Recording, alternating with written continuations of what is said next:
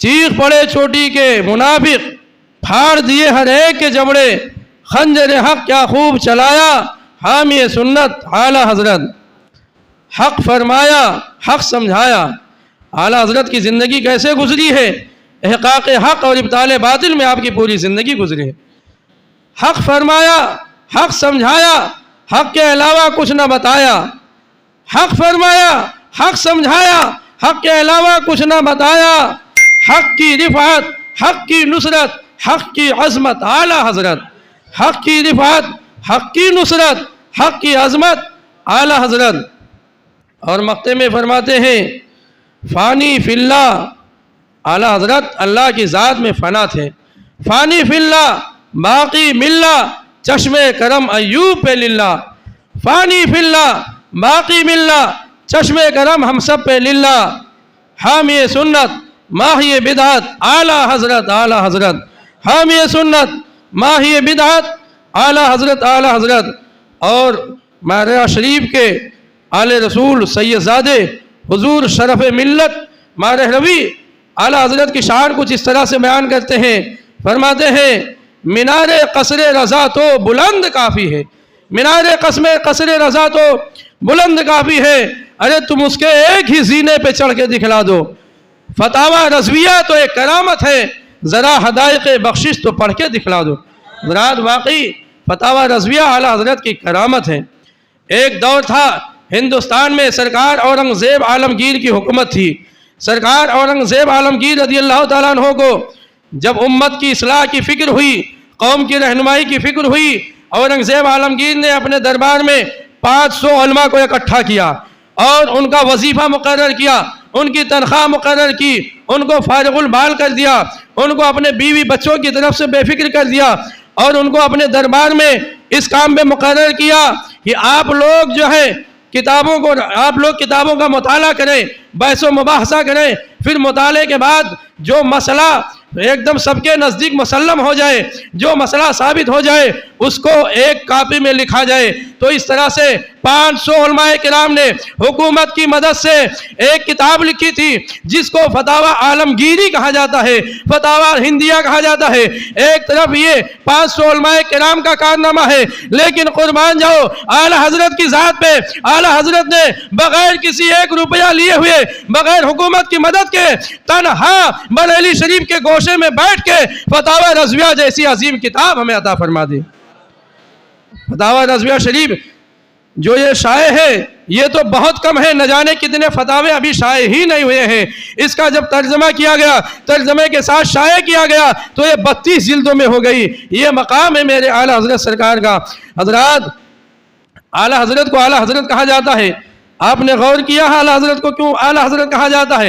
اعلیٰ حضرت سے پہلے بھی بہت سے حضرات آئے، علماء آئے، بڑے بڑے فقہاء آئے، محدثین آئے، اعلیٰ حضرت کے بعد بھی بڑے بڑے علماء آئے، لیکن کسی کو اعلیٰ حضرت نہیں کہا گیا۔ تو حضرت ایک ہوتا ہے حضرت، ایک ہوتا ہے اعلیٰ حضرت، دونوں میں فرق کیا ہوتا ہے حضرات؟ تو دونوں میں فرق یہ سمجھیے کہ جو کئی کتابیں پڑھ کے جو کبھی کبھی ایک کتاب لکھے اس کو حضرت کہا جاتا ہے، اور جو صرف 8 گھنٹے میں الدولۃ المکیہ جیسی کتاب عطا فرما دے اسی کو اعلیٰ حضرت کہا جاتا ہے۔ جو 3 سال میں قرآن پاک یاد کرے، جو 2 سال میں قرآن حفظ کرے، جو 1 سال میں قرآن حفظ کرے، جو 6 مہینے میں حفظ کرے وہ حضرت کہلاتا ہے، اور جو 1 مہینے میں صرف مغرب اور عشاء کے درمیان قرآن پاک حفظ کر لے اسی کو تو اعلیٰ حضرت کہا جاتا ہے۔ اور ہم لوگ جہاں علماء سے محبت کرنے والے ہیں، سیدوں سے بھی محبت کرنے والے ہیں، بس میں آخری جملہ کہہ کے اپنی بات کو ختم کر دوں۔ جو سیدوں کو ان کے نام سے پہچانے، حضور غیاث ملت کو ہم نے ان کے نام سے پہچانا، گلزار ملت کو ان کے نام سے پہچانا، سید حسینی میاں کو ان کے نام سے پہچانا، اور دیگر سادات کرام کو ہم نے ان کے نام سے پہچانا۔ تو جو سیدوں کو ان کے نام و نسب سے پہچانے، ان کے شجرہ سے پہچانے وہ صرف حضرت ہوتا ہے، اور جو سیدوں کو سیدوں کی خوشبو سے پہچان لے وہی تو اعلیٰ حضرت ہوتا ہے، وہی اعلیٰ حضرت ہوتا ہے۔ تو اعلیٰ حضرت بننا یہ کوئی آسان نہیں ہے، بلکہ اعلیٰ حضرت وہی بنتا ہے جس پہ اللہ کا خاص فضل و کرم ہوتا ہے۔ کو تبلیغ نہیں فرمائی ہے، بلکہ جو مشرکین کو تبلیغ کرتے تھے اور مشرکوں کو دائرہ اسلام میں داخل کرتے تھے، تقریباً پوری دنیا میں آپ کا دورہ ہوا ہے، اور پوری دنیا کے غیر مسلموں میں آپ نے تبلیغ فرمائی ہے، اور کئی ہزار لوگ آپ کی تبلیغ سے متاثر ہو کے حلقہ بگوش اسلام ہوئے ہیں، دائرہ اسلام میں داخل ہوئے ہیں۔ حضرات جب تک وہ انڈیا میں تھے، ہندوستان میں تھے، تو بھی اعلیٰ حضرت کے فضل و کمال کے معترف تھے، لیکن جب حرم شریف میں گئے، مکہ معظمہ گئے، مدینہ منورہ گئے، تو دیکھا کہ یہاں بھی اعلیٰ حضرت کا ذکر ہو رہا ہے، یہاں بھی اعلیٰ حضرت کا چرچا ہو رہا ہے، یہاں بھی اعلیٰ حضرت کے علم کا غلغلہ پہنچا ہوا ہے، تو متاثر ہو کے یہ کلام لکھتے ہیں اور اس کلام کو بارگاہ اعلیٰ حضرت میں پیش کرتے ہیں۔ حضرات اعلیٰ حضرت عظیم البرکت رضی اللہ تعالیٰ عنہ ایسے مفتی نہیں تھے جو صرف بریلی شہر تک محدود ہو، ایسے مفتی نہیں تھے جو صرف یو پی تک محدود ہو، ایسے مفتی نہیں تھے جو صرف ہندوستان تک محدود ہو، بلکہ اعلیٰ حضرت ایسے مفتی تھے کہ پوری دنیا کے لوگ آپ سے استفتاء کرتے تھے اور آپ اپنی بارگاہ میں آنے والے ہر استفتاء کا مدلل جواب دیا کرتے تھے۔ اور اعلیٰ حضرت سرکار کا ایک کمال یہ بھی تھا کہ سوال اگر اردو میں ہے تو جواب اردو میں دیتے تھے، سوال اگر عربی میں ہے تو جواب عربی میں دیتے تھے، سوال اگر افریقی زبان میں ہے تو افریقی زبان میں جواب دیتے تھے، جس زبان میں سوال آتا تھا اسی زبان میں آپ جواب دیتے تھے۔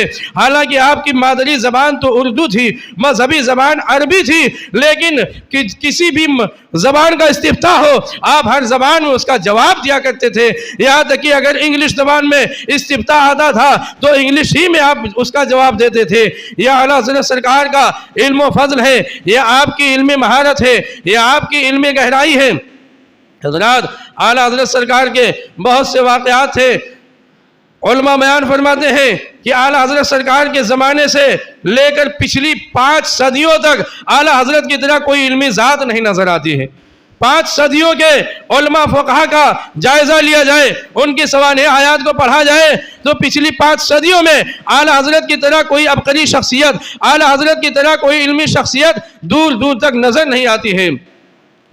امام اہل سنت اعلیٰ حضرت رضی اللہ تعالیٰ عنہ کتنے بڑے ذہین تھے، کتنے بڑے فطین تھے، آپ کا ذہن کتنا اعلیٰ تھا۔ آپ کے استاد فرماتے تھے، بیٹا احمد رضا مجھے پڑھاتے ہوئے تو دیر لگتی ہے لیکن تمہیں یاد کرتے ہوئے دیر نہیں لگتی ہے۔ آج کل ہمارے اور آپ کے گھر کا بچہ ہو، اس کو 1 مرتبہ بتانا پڑتا ہے، 2 مرتبہ بتانا پڑتا ہے، 3 مرتبہ بتانا پڑتا ہے، 10 مرتبہ کبھی کبھی اسی لفظ کو بتانا پڑتا ہے، تب کہیں جا کے اس بچے کے ذہن میں وہ لفظ بیٹھتا ہے، وہ سبق یاد ہوتا ہے۔ لیکن اعلیٰ حضرت جس چیز کو 1 مرتبہ سن لیتے تھے وہ ہمیشہ ہمیشہ کے لیے محفوظ ہو جاتا تھا۔ اور آپ کے والد ماجد جو کہ خود ایک بہت بڑے عالم تھے، ایک بہت بڑے علامہ تھے، جن کو دنیا خاتم المحققین کہتی ہے، آپ کے والد ماجد کے علم کا حال یہ تھا کہ آپ نے جب سورہ علم نشرہ کی تفسیر لکھی تو ایک موٹی جلد تیار ہو جاتی ہے، 1000 صفحات سے اوپر صرف آپ نے سورہ علم نشرہ کی تفسیر لکھی ہے، جس کا نام الکلام الاوضح فی تفسیر علم نشرہ ہے۔ ان کا حال یہ ہے، ان کے علم کا حال یہ ہے کہ ایک مرتبہ جب نبی کریم صلی اللہ علیہ وسلم کے اسم پاک کا ذکر کرنا ہوا، یعنی لفظ محمد کا ذکر کرنا ہوا، تو آپ جو ہے ڈائریکٹ لفظ محمد نہیں کہتے ہیں، صرف ایک دو یا چند لقب نہیں لکھتے ہیں، بلکہ پورے 7 صفحہ میرے آقا کے القاب و آداب لکھتے ہیں، میرے آقا کے اوصاف لکھتے ہیں، اور اس کے بعد سرکار کا نام لکھتے ہیں۔ ادب کا یہ عالم تھا، ادب کا یہ حال تھا، تو مومن کو اسی طرح اپنے نبی سے ادب کرنا چاہیے۔ ہم اتنا تو القاب و آداب نہیں لکھ سکتے ہیں، لیکن کم سے کم جو القاب و آداب ہمیں یاد ہیں ان القاب و آداب کے ساتھ تو ہمیں تذکرہ کرنا چاہیے۔ 7 صفحہ میرے آقا کے القاب و آداب لکھنے کے بعد علامہ نقی علی خاں علیہ رحمہ فرماتے ہیں، یہ تو میں نے 7 صفحہ لکھے ہیں اور اگر میں چاہوں تو 100 سال تک صرف زلف یار کی باتیں کرتا رہوں۔ اگر میں چاہوں، اللہ تعالیٰ نے مجھے اتنا علم دیا ہے، اتنی صلاحیت دی ہے، اتنی قابلیت دی ہے کہ اگر میں چاہوں تو صرف 100 سال تک اپنے آقا کے زلف کی باتیں کرتا رہوں، اپنے آقا کے زلف کی تعریفیں کرتا رہوں۔ یہ اعلیٰ حضرت کا گھرانہ ہے۔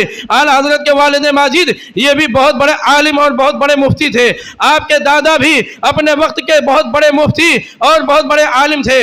حضور اعلیٰ حضرت رضی اللہ تعالیٰ عنہ نے علوم و فنون کی اکثر کتابیں اپنے والد ماجد حضرت علامہ نقی علی خاں سے پڑھی ہے۔ حضرت علامہ نقی علی خاں آپ کے والد ماجد فرماتے ہیں، بیٹا جو ہے تم ایسا لگتا ہے تم ایسے ایسے سوال میری بارگاہ میں کرتے ہو کہ ایسا لگتا ہے کہ تم مجھ سے پڑھتے نہیں ہو بلکہ مجھے پڑھاتے ہو.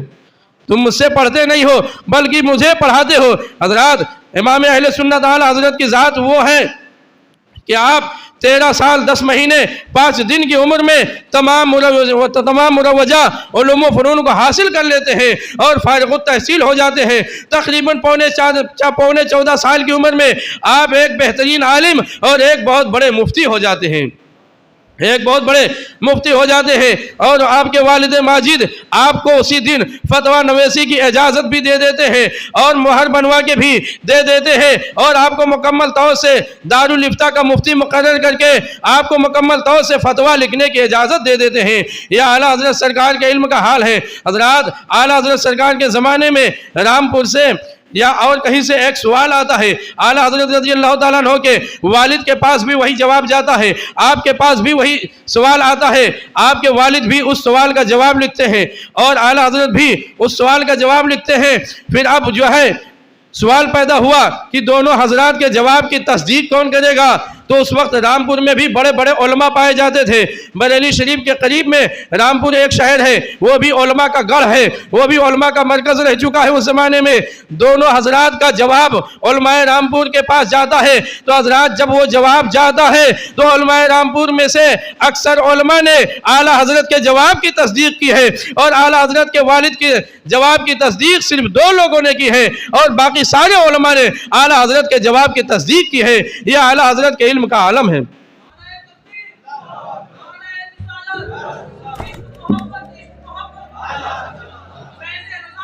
جاری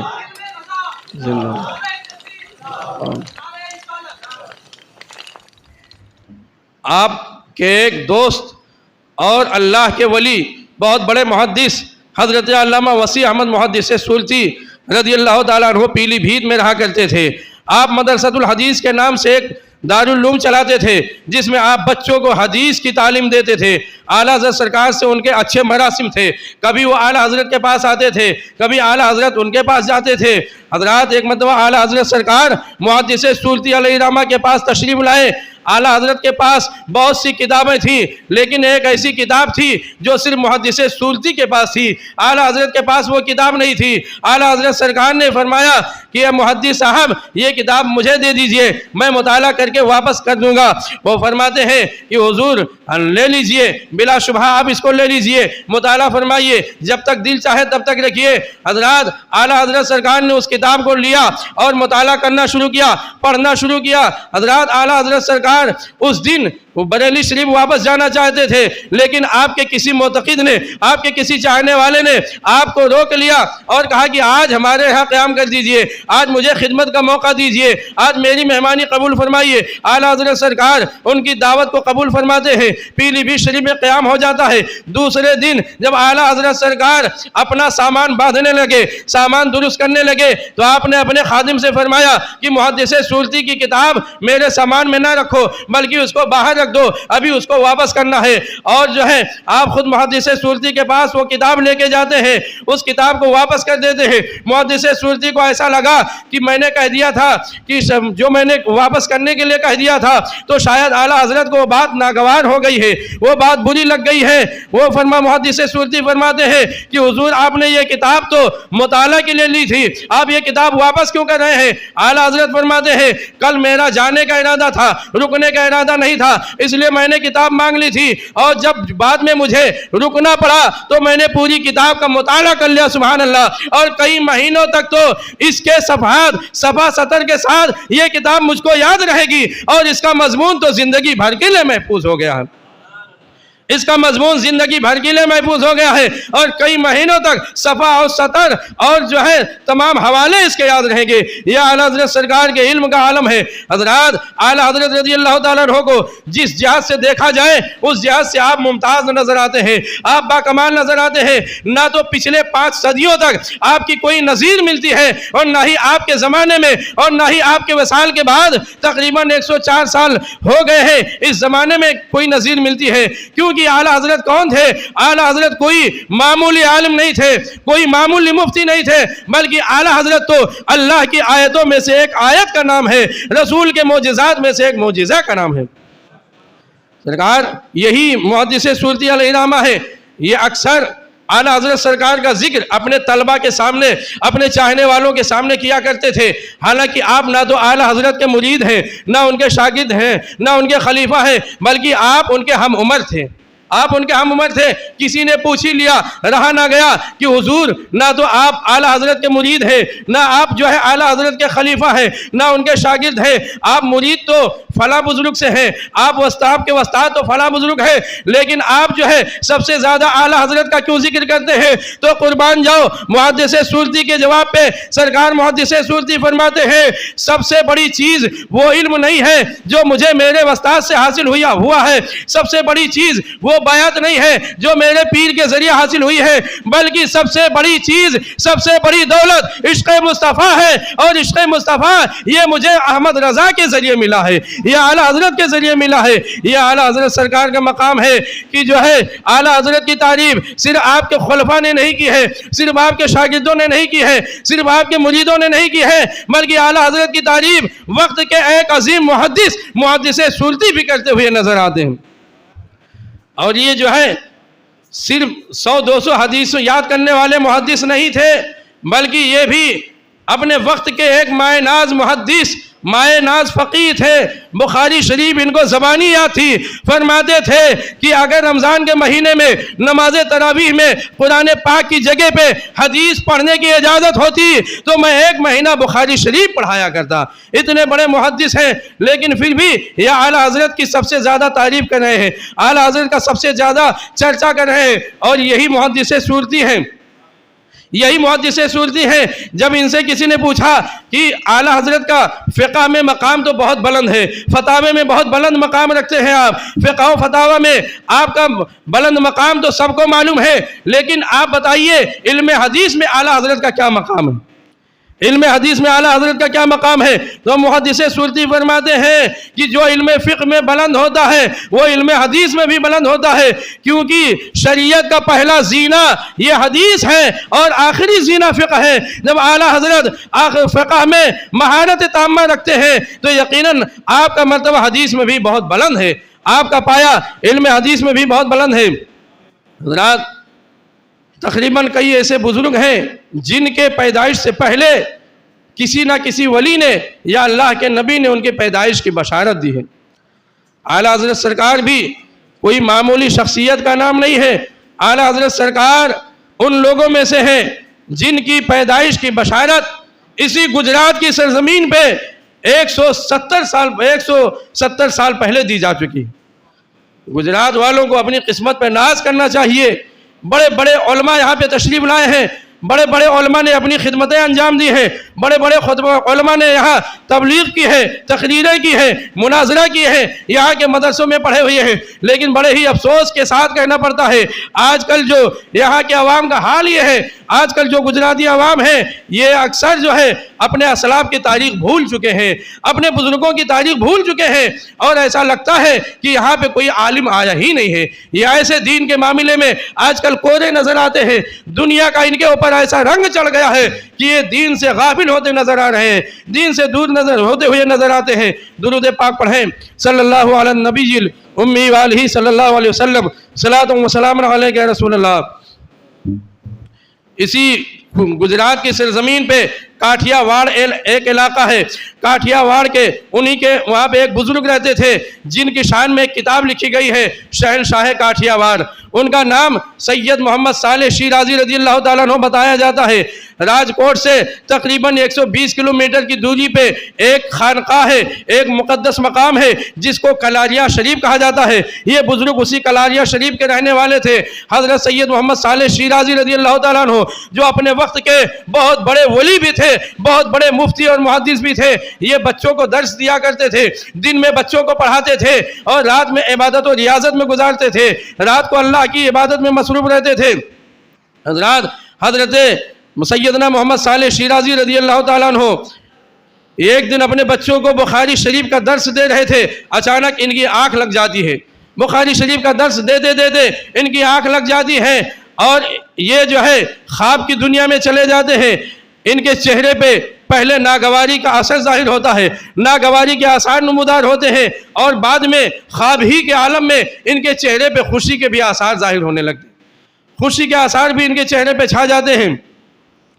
پہلے ناگواری کے آثار ظاہر ہوئے تھے، بعد میں خوشی، چہرہ گلاب کی طرح کھل جاتا ہے. جب آپ بیدار ہوتے ہیں تو جو طلبہ آپ کے سامنے پڑھ رہے تھے، جو کتابیں کھولے ہوئے تھے، ان طلبہ میں سے کسی نے سوال کیا کہ حضور معاملہ سمجھ میں نہیں آیا، ابھی آپ عالم خواب میں تھے تو پہلے چہرے پہ ناگواری کا اثر ظاہر ہوا، بعد میں آپ کا چہرہ کھل اٹھا، واقع بات کیا ہے، ماجرا کیا ہے؟ تو حضرت سید محمد صالح شیرازی فرماتے ہیں جب میری آنکھ لگی تو میرے دل پہ الہام ہوا، اور میرے دل میں الہام ہوا کہ ابھی ہندوستان میں وہ فرقہ بھی پیدا ہوگا جو سرکار کے علم غیب کا انکار کرے گا. کیونکہ یہ 200 سال پہلے کی بات ہے. اس 200 سال پہلے ہندوستان میں منکرین علم غیب کا وجود نہیں تھا، بلکہ 200 سال کے بعد وجود ہوا ہے. حضرات وہ فرماتے ہیں میرے دل پہ الہام ہوا، اللہ کی طرف سے میرے دل میں یہ بات ڈال دی گئی کہ ہندوستان میں ایک ایسا فرقہ بھی آنے والا ہے جو سرکار کے علم غیب کا انکار کرے گا. تو مجھے یہ سن کے بہت افسوس ہوا، مجھے بہت رنج ہوا، جس کا اثر میرے چہرے پہ ظاہر ہو گیا. پھر تھوڑی ہی دیر کے بعد میرے قلب پہ الہام کیا گیا کہ جب وہ فرقہ پیدا ہو جائے گا، وہ فرقہ جب بد مذہبیت پھیلانے لگے گا، بے دینی پھیلانے لگے گا، لوگوں کو گمراہ کرنے لگے گا، تو اللہ تعالیٰ ہندوستان ہی کی سرزمین پہ اپنے ایک ایسے بندے کو پیدا فرمائے گا جو اس فتنوں کی سرکوبی کرے گا، سارے فتنہ کرنے والوں کے فتنوں کی سرکوبی کرے گا، اور جو ہے علم دلائل کے ذریعے علم غیب کا اس بات ثابت کرے گا. پھر وہ فرماتے ہیں کہ اگر میں چاہوں تو اس آنے والے بندے کا نام بھی بتا دوں.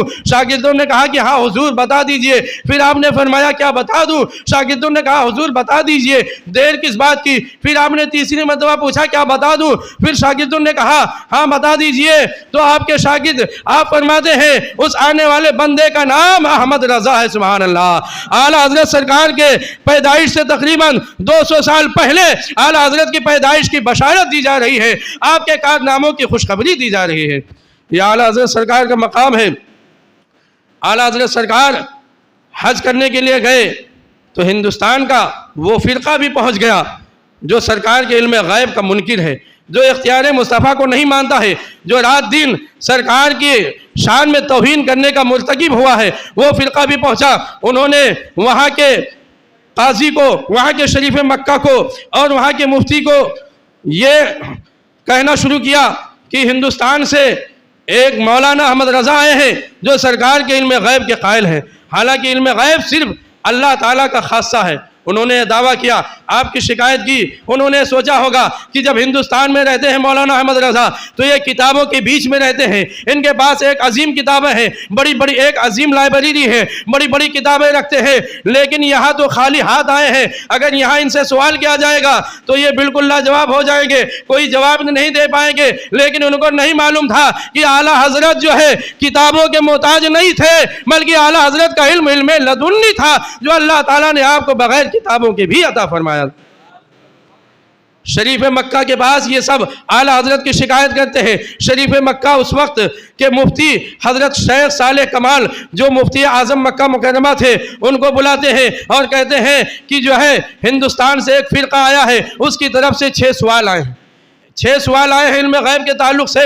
2 دن کا ٹائم آپ کو دیا جاتا ہے، آپ کو 2 دن کے اندر اس کا جواب لکھنا ہے. 2 دن کے اندر آپ جواب لکھیے. حضرت شیخ صالح کمال رضی اللہ تعالیٰ عنہ پریشان ہوتے ہیں کیونکہ 2 دن کی مہلت ان کے لیے بہت کم تھی. آپ کے گھر پہ میلاد شریف کی محفل بھی منعقد ہونے والی تھی. شام کو جب میلاد شریف کی محفل منعقد ہوئی، اعلیٰ حضرت کو پتہ چلا کہ آپ کے دولت خانے پہ میلاد شریف کی محفل منعقد ہے. سرکار اعلیٰ حضرت بھی اس محفل میں جاتے ہیں، اس محفل میں تشریف فرما ہوتے ہیں. جب اعلیٰ حضرت سرکار محفل میں پہنچے تو شیخ صالح کمال فرماتے ہیں کہ جب آپ تشریف ہی لے آئے ہیں تو آپ بھی کچھ بیان کر دیجئے، آپ بھی میلاد کے تعلق سے کوئی واز کر دیجئے. سرکار اعلیٰ حضرت ان کی درخواست کو قبول فرماتے ہیں اور مسلسل 2 گھنٹے تک آپ میلاد شریف کے موضوع پہ گفتگو کرتے ہیں. سبحان اللہ. جب میلاد شریف مکمل ہو گئی، محفل کا اختتام ہو گیا، تو حضرت شیخ صالح کمال اعلیٰ حضرت کو اپنے پاس بٹھاتے ہیں اور کہتے ہیں یہ دیکھیے منکرین علم غیب کی طرف سے 6 سوال آئے ہیں اور مجھے شریف مکہ نے 2 دن کے اندر اس کا جواب دینے کا حکم دیا ہے، جواب تیار کرنا ہے۔ اعلیٰ حضرت سرکار سوال کو پڑھتے ہیں اور خوشی سے مچل جاتے ہیں، آپ مایوس نہیں ہوتے ہیں بلکہ فرماتے ہیں شیخ صاحب 2 دن کا وقت تو بہت زیادہ ہے، چند گھنٹے ہی اس کے جواب کے لیے کافی ہیں، سبحان اللہ۔ اور اس وقت سرکار اعلیٰ حضرت کو سخت قسم کا بخار تھا، بخار کی شدت بھی، کوئی کتاب بھی ساتھ میں نہیں تھی، آپ برجستہ اپنے قیام گاہ پہ آتے ہیں اور اس کا جواب لکھنا شروع کر دیتے ہیں۔ 8.5 گھنٹے میں آپ جو ہے علم غیب کے موضوع پہ ایک موٹی کتاب تیار کر دیتے ہیں، وہ بھی بخار کی حالت میں۔ بتائیے دنیا کا کیا کوئی عالم ایسا کر سکتا ہے؟ ہرگز نہیں کر سکتا ہے۔ آج ایک معمولی جلسے میں جو ہے آنے کے لیے دنیا بھر کی سواریوں کا سہارا لینا پڑتا ہے، دنیا بھر کی سہولت کا سہارا لینا پڑتا ہے، جب تب کہیں جا کے کوئی مقرر جلسے میں 1.5 گھنٹہ تقریر بولتا ہے۔ ایک کتاب لکھنے میں بعض کی پوری عمر نکل جاتی ہے، بعض کو ایک کتابیں لکھنے میں 1 سال کا زمانہ لگ جاتا ہے۔ لیکن یہ اعلیٰ حضرت سرکار کا علم تھا کہ آپ نے سخت بخار کی حالت میں ایک ضخیم کتاب علم غیب کے موضوع پہ لکھ دیا، جس کا نام الدولۃ المکیہ بالمادۃ الغیبیہ ہے۔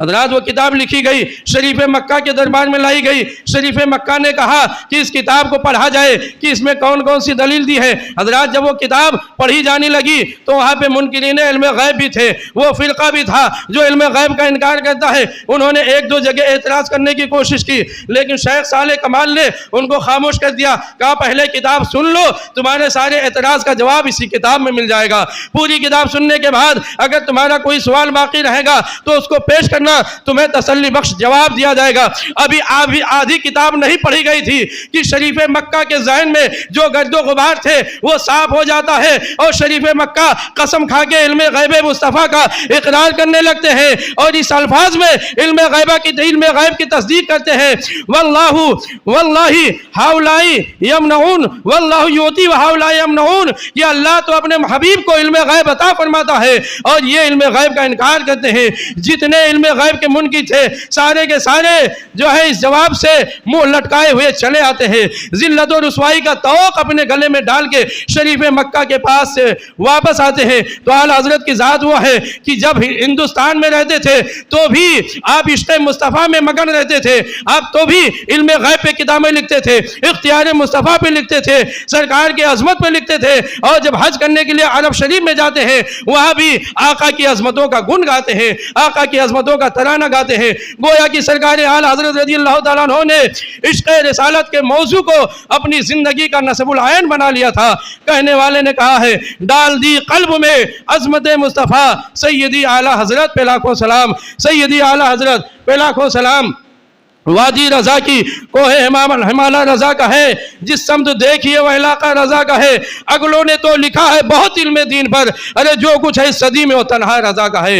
ایک واقعہ اور سماعت فرمائے، آپ کے خلیفہ حضرت علامہ عبدالحق جبل پوری علیہ رحمۃ الرضوان جو آپ کے خلیفہ بھی ہیں اور اعلیٰ حضرت نے آپ کو اپنا روحانی بیٹا بھی فرمایا ہے، حضرت عبدالحق جبل پوری، حضرت برہان الحق جبل پوری بیان فرماتے ہیں کہ بادرہ میں ایک مجذوب تشریف لائے ہوئے تھے، اعلیٰ حضرت سرکار کو بھی اس مجذوب سے ملاقات کا شوق پیدا ہوا، جبکہ مجذوب اللہ اللہ میں مست رہتے ہیں، وہ کسی کی طرف کوئی دھیان نہیں دیتے ہیں۔ ادھر جب اعلیٰ حضرت سرکار نے مجذوب سے ملنے کا سفر شروع کیا، ادھر مجذوب کو بھی معلوم ہو جاتا ہے کہ مجھ سے ملنے کے لیے احمد رضا آ رہے ہیں، سبحان اللہ۔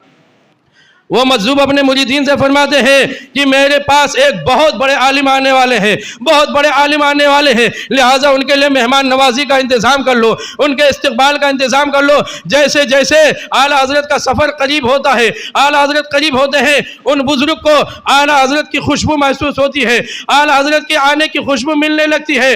حضرات پھر وہ بزرگ جو اللہ کے مجذوب تھے وہ اپنے گھر سے نکل کے خود دروازے پہ آتے ہیں، بلکہ اور دور تک آتے ہیں، اعلیٰ حضرت کا استقبال کرتے ہیں، اعلیٰ حضرت کو تعظیم، اعلیٰ حضرت کی تعظیم کرتے ہیں اور عزت و محبت کے ساتھ اعلیٰ حضرت سرکار کو بٹھاتے ہیں۔ حضرات پھر وہ پوچھتے ہیں کہ آپ کیا لیں گے، چائے لیں گے یا کافی لیں گے یا قہوہ لیں گے، کیونکہ وہ انہی 3 چیزوں کے ذریعے سے اپنے مہمانوں کی مہمان نوازی کرتے تھے، اپنے مہمانوں کی تواضع کرتے تھے۔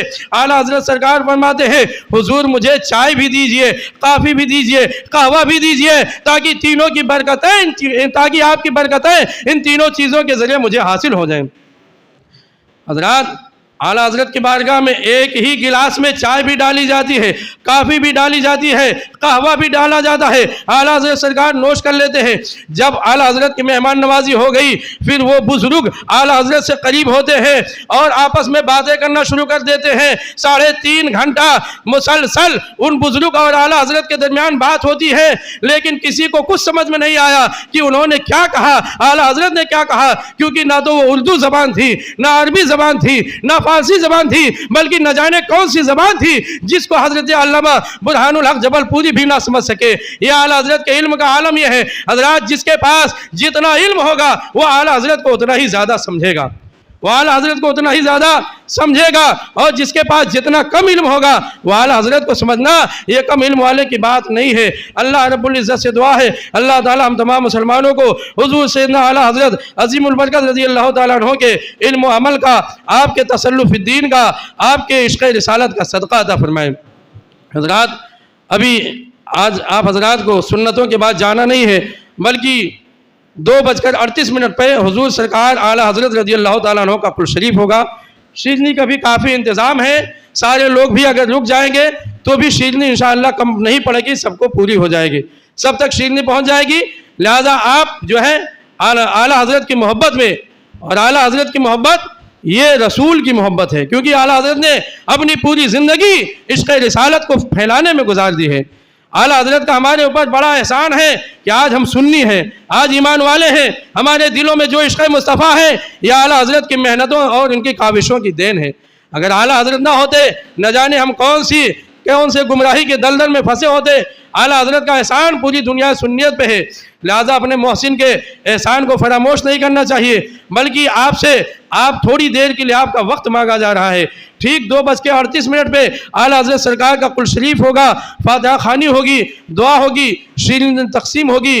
آپ حضرات شیرنی کو لے کے، تبرک کو لے کے اپنے گھر پہ جائیں۔ مصطفیٰ جانے رحمت پہ لاکھوں سلام، شمع بز میں ہدایت پہ لاکھوں سلام، شہر یار ارم تاجدار حرم، نوبہار شفاعت پہ لاکھوں سلام، ڈال دی قلبوں میں عظمت مصطفیٰ، ڈال دی قلبوں میں عظمت مصطفیٰ، سیدی اعلیٰ حضرت پہ لاکھ، کاش محشر میں جب ان کی آمد ہو، اور کاش محشر میں جب ان کی آمد ہو، اور بھیج سب ان کی شوکت پہ لاکھ، مجھ سے خدمت کے قدسی کہیں ہاں رضا، مجھ سے خدمت کے قدسی کہیں ہاں رضا، مصطفیٰ جانے رحمت پہ لاکھوں سلام، شمع بز میں ہدایت پہ لاکھ، یا نبی سلام علیکہ، یا رسول سلام علیکہ، یا حبیب سلام علیکہ، صلوات الصلاۃ والسلام علیکہ یا رسول اللہ، الصلاۃ والسلام علیکہ نبی اللہ، الصلاۃ والسلام علیکہ حبیب اللہ، وعلى آلك وأصحابك يا شفيعنا يوم الجزاء، صلاة وسلام عليك يا رسول الله۔